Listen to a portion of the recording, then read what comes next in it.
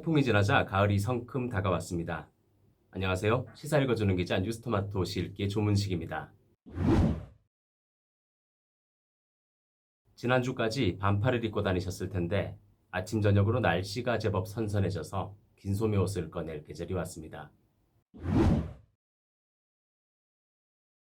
올봄이었던 4월 치러진 총선에 이어 제21대 국회 첫 정기국회가 이번 달부터 열리고 있습니다. 이번 정기국회는 교섭단체 대표연설을 시작으로 14일부터 17일까지 나흘 동안 대정부 질문을 진행할 계획입니다. 다음 달 5일부터 24일까지 약 3주 동안에는 국정감사가 예정돼 있습니다. 국감을 마치면 내년도 예산안에 대한 심사에 착수하는 순서로 운영합니다.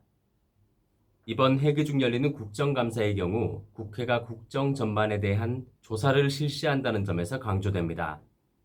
국회는 국정감사에 대해 국정에 대한 감시와 비판을 통해 잘못된 부분을 적발 및 시정함으로써 헌법이 국회에 부여한 대표적 기능인 입법 기능과 예산 심사 기능, 국정 통제 기능 등을 효율적으로 수행할 수 있도록 하는데 그 제도적 의의가 있다라고 밝힙니다.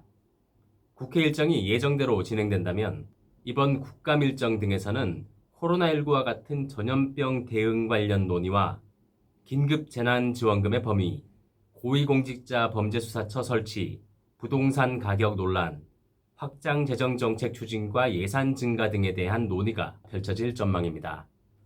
국감을 마치면 내년도 예산안에 대한 심사에 착수하는 순서로 운영합니다. 국회 본회의 원격 출석 및 원격 표결과 같은 비대면 운영이 가능하도록 하는 국회법 개정 문제도 관전 포인트입니다. 국회에도 코로나19 확진자가 발생한 올해와 같은 상황을 대비해 여야 간 논의가 어디까지 이루어질지 관심이 쏠리는 상황입니다. 국회까지 번진 코로나19 여파와 함께 이번 정기국회 기간 다뤄질 핵심 이슈들이 다양합니다. 국회 입법조사처 심의관을 지낸 이연출 건국대 정치외교학과 교수의 설명 잠시 들어보겠습니다. 이번 정기국회는 코로나19 태풍 피해 복구 등 재난 극복 국회가 될 것으로 전망이 됩니다.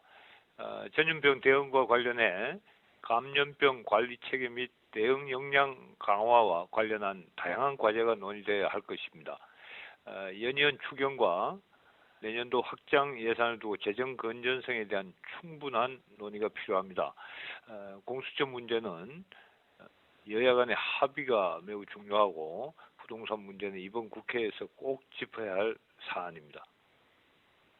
이런 가운데 코로나19 여파는 여전히 문제로 꼽힙니다. 국회를 출입하는 출입기자 가운데 코로나19 확진 판정을 받은 사례가 잇따라 발생하는 등 국감 준비에 대한 우려의 목소리가 나오고 있습니다. 국회는 본회의장 의석과 국무위원석 등에 비말 차단 칸막이를 설치하는 것을 비롯해 의석마다 손소독제를 준비하는 등 코로나19 대응을 강조하고 있습니다. 지금까지 뉴스토마토 시읽기의 조문식입니다.